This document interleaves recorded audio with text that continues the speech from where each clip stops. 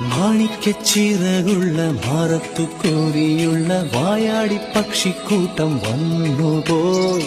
കാടൊന്നു കാണാനായി കൂടൊന്നു കൂട്ടാനായി ആകാശപ്പുഴ നീവി കുതിച്ചുപോയി.